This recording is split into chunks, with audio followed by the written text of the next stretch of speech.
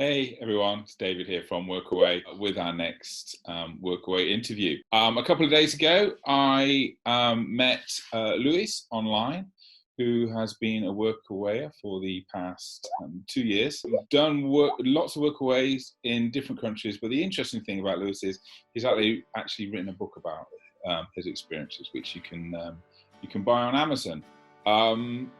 He's an interesting guy. So you've been Workawaying a lot, no? Yeah, I've been 8 months of volunteering through Workaway. I've seen 3 continents and I've done 9 different Workaways. Yeah, the way I heard it was completely word of mouth. But we said, hey, let's get out of town. I'm doing online classes. Let's go somewhere. So after like a week of research, we found one in El Salvador. It was called La Tortuga. It was just on the coast of El Salvador. It was El Cuco Beach. Oh, it was tremendous. Nice. I had no idea what I was getting myself into. Okay. So we go down there. My friend and I go together. We bring our big backpacks. Our suitcases. Like, we're very amateurs. And we get down there and I do woodworking. I do landscaping. I map out the area and set up Wi-Fi for the owner.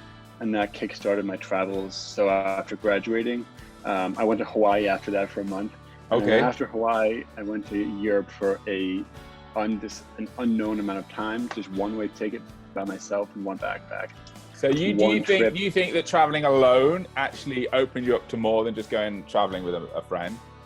For sure, because I've been solo traveling for 7 months before one of my most recent trips with my friend in Europe. We did a 6-week Europe run, and it was fantastic. No arguments. However, you're less social because you're stuck to that person. Exactly. So solo traveling, you have to find your own ways, find your new Workaways, and you have to fend for yourself. It may seem difficult or uncomfortable, but you definitely figure out who you are better. Yeah, University of Life, man. Yeah, definitely.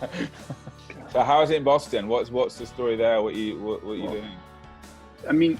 The reason I'm here is I was in Brussels, but when this COVID spread faster and faster, I realized I had to get out because they were closing the borders and I didn't know how I was going to get home if I had to get home. I still want to maintain my travel, my you know what I mean? I don't want to stay too grounded, but I guess no one knows what it's going to be like. No one knows what airline's going to be like, airfare is going to be like, or traveling or freedom. So for the time being, just taking it day by day. And so you wrote a book about it all. When I returned from my first trip, I was like, I have 56 pages of notes of just journaling and ideas and emotions. I'm like, I want to put this into a book so I can look back at it when I'm 8 years old and see my experiences when I was 23 or 22.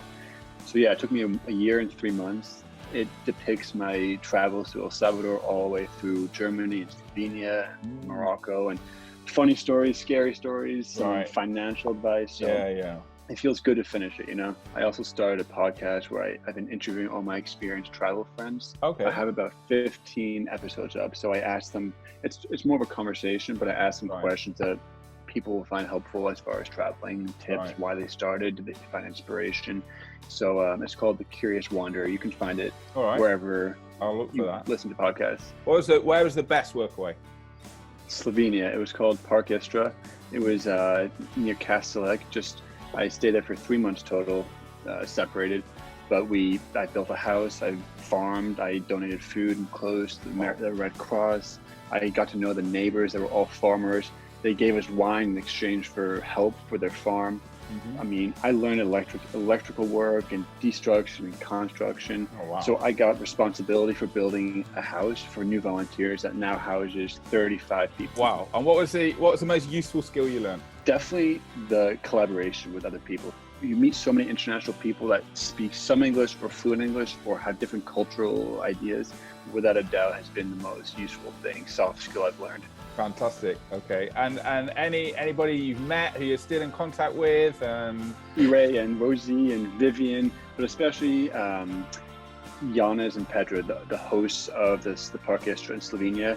They're just the most inspirational people I met. They act as like my second parents. All right. And what would you be doing now if you hadn't gone on Workaways, you think? I'd probably be working, selling health insurance or something. I graduated college with a degree, but I didn't know exactly what I wanted to do. So I'm happy I did not get hired at certain jobs, because if I did, I would not be talking to you right now. End of story. Without Workaway, it's very difficult to travel the way I did.